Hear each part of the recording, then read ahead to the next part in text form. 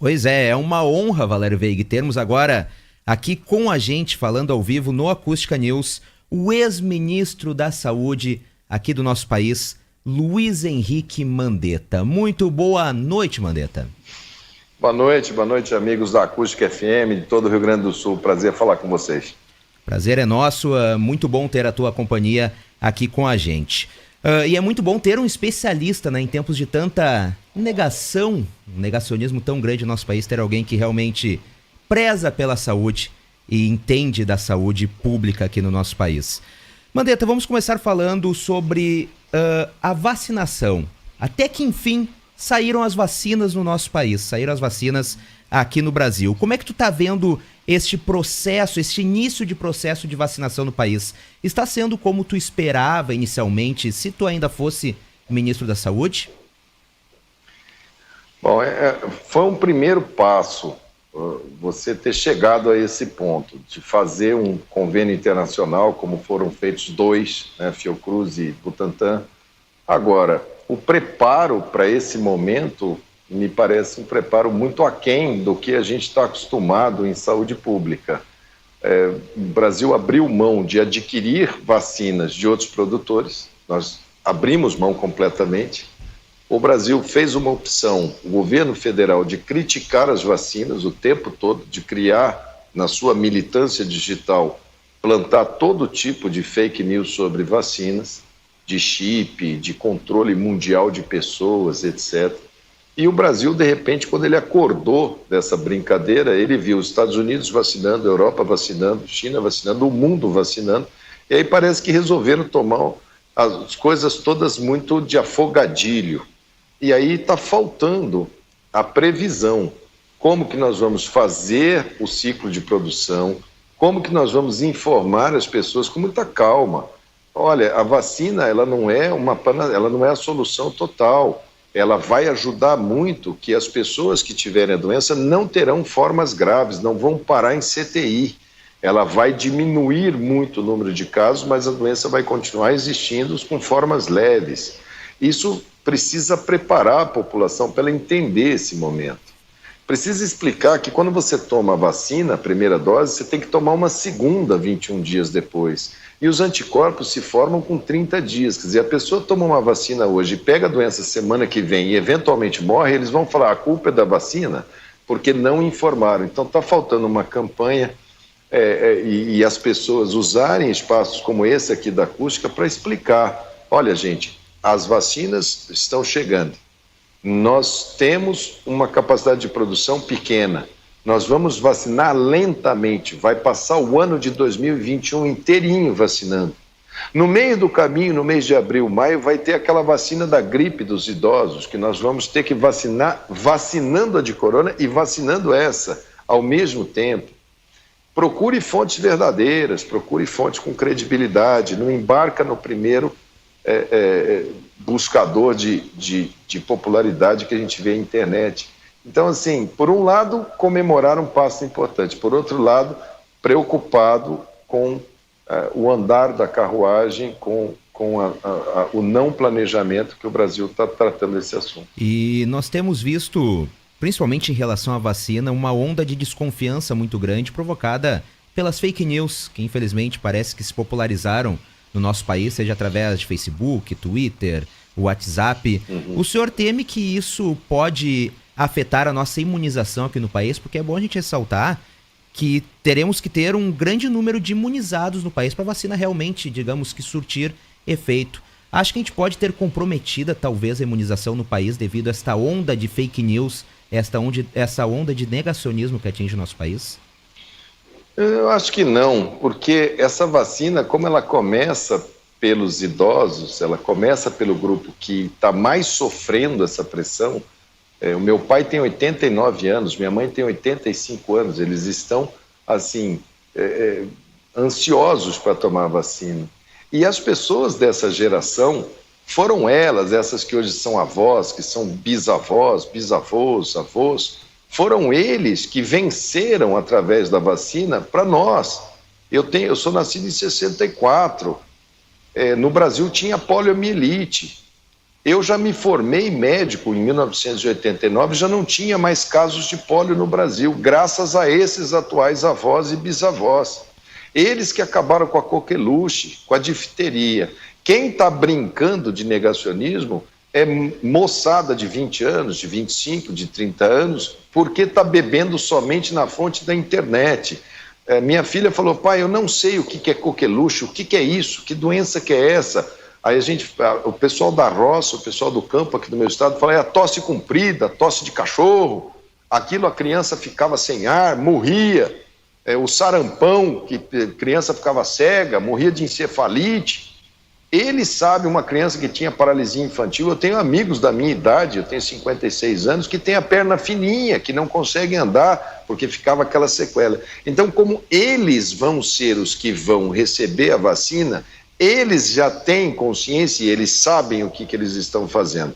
Quando eles se beneficiarem da vacina e eles repararem que vai parar de morrer tanta gente da idade deles, amigos deles, meu pai falou: eu não aguento mais, toda semana eu recebo telefonema de que morreu um amigo muito próximo meu, de 80, de 85. Você sabe, quando o cara tem 89, ele fala assim, ele era tão jovem, você vai ver, tinha 82, porque a distância de idade para eles, ela começa a ficar, começa a ter uma valência.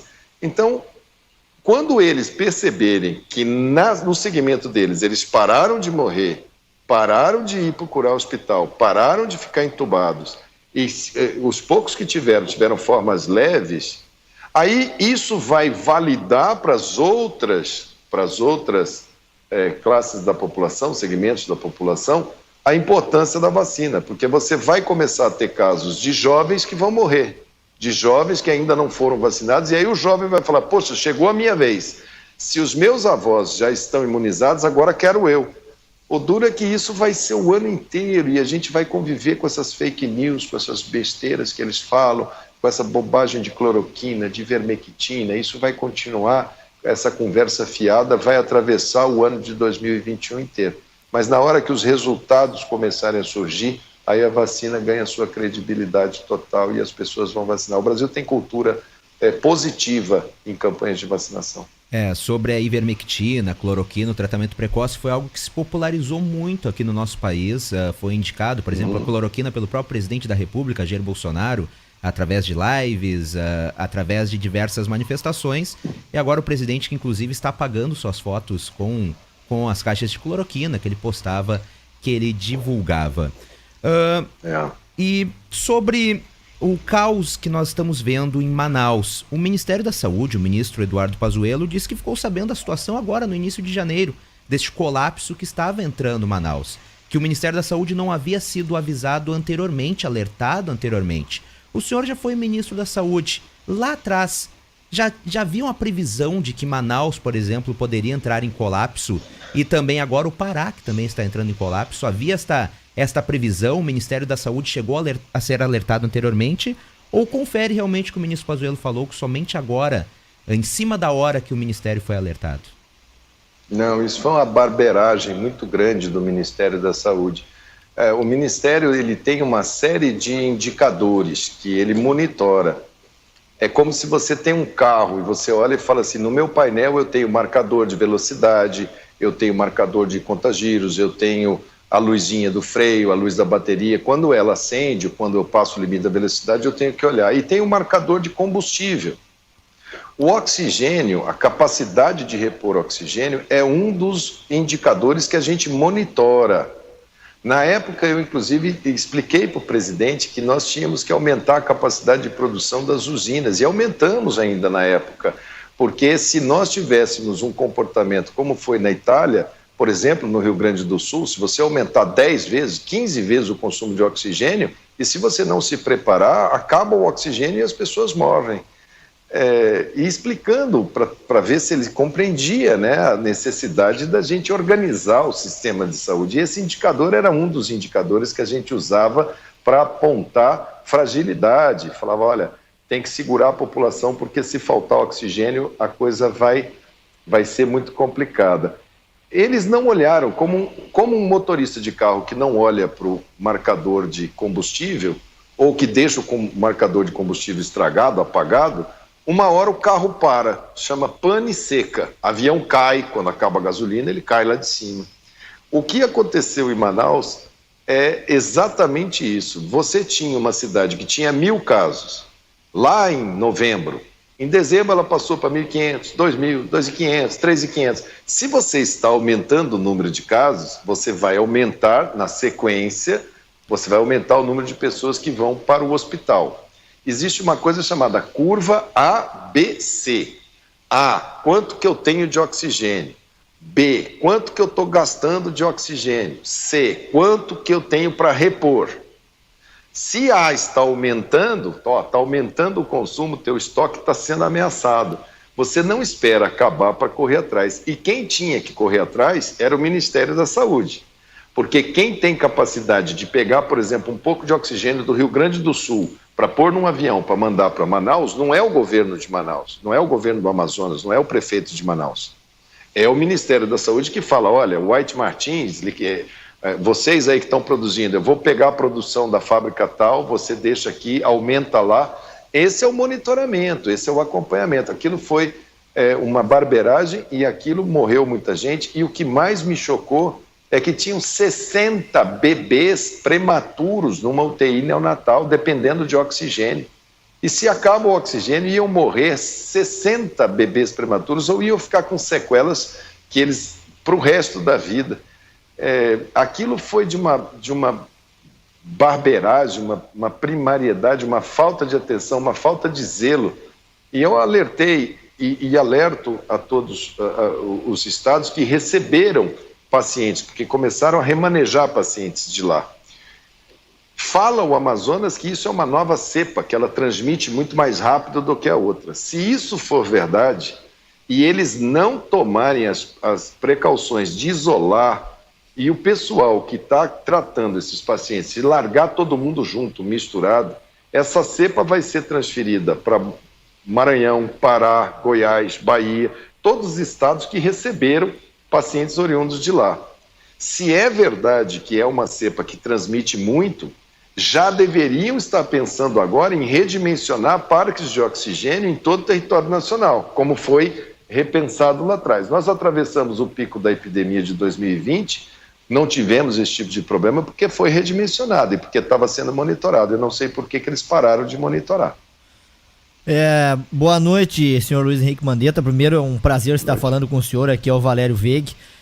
Lhe parabenizar também pela a sua participação aqui conosco e lhe agradecer pelo carinho também da audiência e de todos. Mas a pergunta é a seguinte: o senhor ficou de 1º de janeiro a 16 de abril no cargo como ministro da Saúde, saiu de uma forma até daqui a pouco conturbada, mas ficou um gostinho de quero mais, ou então algo que o senhor queria ter feito ao longo dessa trajetória e que não conseguiu fazer? Eu acho que se a gente tivesse os equipamentos na época que eu estava lá, o grande enfrentamento, o gargalo, eram os equipamentos de proteção individual para enfermagem, para médico, gorro, máscaras, luvas, etc., porque a China, que era a grande produtora, tinha proibido a exportação. A mesma coisa que está acontecendo agora deles não deixarem sair esse insumo que faz a vacina, que tanto o Butantan como a Fiocruz estão pedindo e o Brasil não consegue tirar de lá, nós tivemos por 45 dias. Nós chegamos a ficar com os nossos estoques muito baixos aqui no Brasil, esperando essa autorização. Mas se tivéssemos todo esse material, a gente teria feito a porta de entrada pela atenção primária, que era a porta de entrada principal do nosso sistema de saúde. Se o vírus tivesse um comportamento comunicado pela China e pela Organização da Saúde de que ele era tão transmissível, porque eles apresentaram o vírus falando assim, olha, teve um vírus aqui na China, na cidade de Wuhan, nós fizemos aqui um hospital de campanha, fizemos um bloqueio 5 semanas e está controlado. Nós só tivemos a verdade da face crua dessa doença quando entrou no mundo ocidental, que entrou na Itália, que entrou na Inglaterra, entrou em Nova York fazendo hospital de campanha, desassistência, gente morrendo na rua. Ali é que nós tivemos a informação verdadeira. Agora, não é questão de ter gosto de quero mais, é que quem se dedica a sistemas de saúde não sabe fazer outra coisa. Por exemplo, se me chamassem para ser ministro da Defesa ou do Exército, seria uma tragédia. Eu teria a humildade de falar, eu não sou formado e não estudo. Se me derem um quartel para eu comandar, vai ser um desastre, porque eu não sei, eu não fui treinado, eu não estudei academia militar, eu não sei nada daquilo dali. Então, o que eu gostaria de ver era gente do ramo da saúde pública dentro do Ministério da Saúde trabalhando pelo Brasil, né? Como a gente estava, tentando trabalhar para o povo brasileiro, com todas as durezas, as incertezas, as dificuldades, mas é o que a gente optou de fazer na vida. Se vocês me chamarem para ser radialista aí da acústica, pode ter certeza que a audiência vai cair, porque eu não sei fazer rádio na excelência que vocês fazem. Eu teria humildade, se eu chegasse aí, de falar, Valério, vocês ficam aqui, eu manteria a equipe da rádio. Eles não tiveram humildade de manter a equipe. Como que você perde um Wanderson? Como que você perde um Erno Harzen, aí, que foi secretário de saúde de Porto Alegre? Como que você perde um Gabardo? Como que você perde um povo que está há 40 anos, 30 anos trabalhando nisso? Será que não tem no Brasil? Cadê? Eles fecharam o inquérito que a gente fazia com a Universidade Federal de Pelotas, que era para todo o território nacional, que a gente media quantos % da população tinha anticorpo, que era um dos indicadores importantes para a economia. Eles cancelaram o convênio, pararam de fazer, quer dizer, virou um voo cego e nós estamos sujeitos a chuvas e trovoadas. Eu acho que tem muita gente boa no Brasil, muita gente muito capacitada que poderia fazer um trabalho melhor. Vai da decisão política de como que a gente vai enfrentar essa pandemia. E para encerrarmos, o senhor saiu com uma popularidade muito alta, muito bem falado pelo povo brasileiro em sua grande maioria. Ano que vem é ano eleitoral. Podemos ter Luiz Henrique Mandetta como candidato, talvez, à presidência da República? Olha, o que eu sonho é que o Brasil pare com essa rivalidade de PT e Bolsonaro. O PT fala assim todo dia, vota em mim, senão o Bolsonaro fica. E os bolsonarianos falam todo dia, vota em mim, senão o PT volta. Como se só existisse no Brasil esses dois campos. Existe massa crítica, existe o homem moderado, o homem de bem, o homem que quer trabalhar, o homem que quer trabalhar sem saber que existe governo. Governo bom é governo que não te preocupa. A gente amanhece todo dia para procurar qual é a crise do dia, qual foi a barbaridade de hoje de manhã, o que foi dito na internet. Eu não sei o que vai acontecer. Agora, eu vou lutar para que essa polarização não aconteça mais, que a gente tenha um projeto de nação. E eu vou aí, no Rio Grande do Sul, entregar santinho para o candidato que conseguiu unificar e juntar esse país. Para ser candidato, você precisa ter mais de 35 anos e ser brasileiro nato. Eu cumpro as duas, estou em dia com a Justiça Eleitoral. Tenho certeza que vocês dois aí também já passaram dos 35 e são brasileiros natos. Vai que sai aí um candidato daí e vocês, com poder de comunicação muito maior que o meu, vão poder fazer uma unificação desse país, que é o que a gente está precisando. A gente não quer briga, a gente não quer confusão.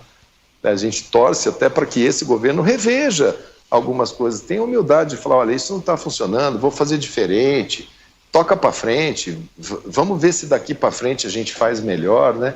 Eu torço para que dê certo, para que o nosso país dê certo, para que todo mundo possa trabalhar pelo lado do bem. 2022 está bem longe, eu estou aqui por enquanto, eu estou aqui em Mato Grosso do Sul, trabalhando com o que eu sei que é ajudar aí muitos prefeitos que me pedem, empresas que me pedem, me ajuda aqui, olha isso, olha aquilo, atender a acústica. Estou hoje muito mais aqui como cidadão brasileiro tentando ajudar o meu país. Uma pergunta para o senhor agora para fechar da minha parte. Livro sobre os bastidores da luta contra o coronavírus, Covid-19, um paciente chamado Brasil, qual o senhor teve essa obra publicada. Conta um pouquinho para a gente como foi a experiência de lançar essa obra. Puxa, diz que um homem tem que ter um filho, plantar uma árvore e escrever um livro, né? Para mim, eu tenho 3 filhos, já plantei muita árvore e faltava um livro. É duro escrever, viu? Não é fácil. Você senta, tá aquele papel em branco olhando para você, você olha para ele, e depois você tem... Eu tive a ajuda do Walter, que é um escritor que me ajudou, mas levei assim uns 60, 90 dias. E depois que a gente escreve, que você fala, tá bom, pode ir publicar, você quase que se despede dele, ele já não te pertence mais. Eu escrevi para que fiquem registradas as dificuldades que a gente tinha, as decisões que foram tomadas, para que as pessoas saibam que quando elas vão votar, o ministro é consequência do voto que ela deu. Então, que aquilo sirva para alguma coisa. Tem muito pouca coisa escrita sobre enfrentamentos de epidemia em ambientes políticos, bastidores na história do Brasil. Não tem nada sobre a gripe espanhola de 17, sobre a asiática, sobre as lutas das grandes campanhas brasileiras de pólio, de sarampo. Não tem nada escrito. Então eu achei por bem escrever, e ele está aí. Tem gente que gosta, tem gente que briga comigo na internet. Os que brigam na internet são os que eu mais fico olhando e falo, rapaz, mas por que o cara gasta esse tempo de brigar? Bobagem, não briga não. Lê o livro, vê lá, reflita. Ninguém nasce grudado, ninguém é obrigado o mundo não é maniqueísta, preto é preto, branco é branco, existe o cinza. Vamos olhar, tem muitas cores nesse negócio, tem muita gente do bem, tem muita gente querendo acertar, né? A gente tem que o livro sirva aí para que fique registrado, e Deus me livre, mas se daqui a 100 anos aparecer uma outra epidemia, os nossos tataranetos possam olhar e falar assim, vem cá, tem um livro daquele cara ali daquela época, vamos ver quais foram os bastidores para a gente não cometer os mesmos erros, né? Para que a gente possa tirar um exemplo daquilo dali. Então foi nesse sentido, foi legal. Agora já está do jeito que eu saí em abril, do jeito que as coisas estão, daqui a pouco já vai ter que escrever o volume 2, porque essa história está longe de acabar. Eu quero agradecer o senhor aí pela entrevista, está sendo elogiado aqui por vários ouvintes do programa Acústica News da Rádio Acústica, e quem lhe manda um abraço é o Fábio Renner, nosso diretor, que também está na audiência aí, e agradecendo o senhor pelo contato, dando os parabéns pela entrevista, viu? Obrigado. Eu fui ao Rio Grande do Sul como ministro da Saúde. Eu tenho um carinho enorme, eu montei um hospital muito grande em Santa Maria, que tem aquele hospital inteiro com muito carinho. O Rio Grande do Sul sempre é um estado... Eu sou imigrante italiano, meu avô é imigrante italiano, e isso daí nos une, isso daí nos traz tradições muito profundas. Mato Grosso do Sul, meu estado, a colônia gaúcha aqui é muito forte. Eu tenho inúmeros amigos de Juí, de Santa Maria, que vieram para cá e trouxeram desenvolvimento, progresso para o meu estado. Então, eu tenho um carinho enorme pelo Rio Grande do Sul. Eu gosto muito de falar para o Rio Grande do Sul. Eu acho que o estado do Rio Grande do Sul é o estado que tem mais garra nesse país, é o Rio Grande do Sul. Então, um abraço aí para o Fábio, para todo mundo da Acústica. É um prazer sempre falar com vocês. Muito obrigado, então, pela sua participação. Sei que a agenda é corrida, participando em diversos canais de televisão, a gente acompanha o seu trabalho. Muito obrigado por nos atender. E se o senhor puder deixar uma última mensagem para toda a população aqui da nossa região, o espaço está aberto. Olha, gente, fé, vamos olhar para frente. A vacina é o caminho. Quando chegar, que tiver a oportunidade de se vacinar, vacine, converse com os seus filhos, com os seus netos. Os cabeças brancas, hoje, mais do que nunca, vocês são os detentores do conhecimento das pessoas. Estou falando para as avós, para os bisavós, orientem. Ainda é momento de prevenção, lavem as mãos, distanciamento social, use máscara quando estiver em ambientes públicos, se cuidem. E que Nosso Senhor Jesus Cristo e Nossa Senhora Aparecida proteja todos vocês. Obrigado, Acústica. Muito bem, este então foi Luiz Henrique Mandetta, ex-ministro da Saúde, aqui no Acústica News. Muito obrigado pela participação aqui nesta quarta-feira. Valério Veig, encerramos em grande estilo o programa de hoje. Olha, parabéns a você, Lennon, pela condução da entrevista e também pelo contato que conseguiste. Obrigado à nossa audiência aí, pela grande audiência, muitas participações, não vai dar tempo para ler, são 6:55, tá chegando aí o break para depois a Voz do Brasil e à noite o futebol para Grêmio e Atlético Mineiro, Internacional e São Paulo, mas parabéns a ele, né, porque se quando o ministro da Saúde já falava bem, hoje conosco também falou muito bem, está sendo elogiado aqui por todos também aqui dos nossos ouvintes. Então, gente, muito obrigado a todos que nos acompanharam neste dia 20 de janeiro, histórico, aonde conseguimos aqui no News colocar o ex-ministro da Saúde, Luiz Henrique Mandetta, e dentre os muitos assuntos que a gente trouxe no ar no programa para o oferecimento sempre aí do Paradouro Bar, Solidata, Almeida Filho Seguros, Fundasul, Supermercados Macla,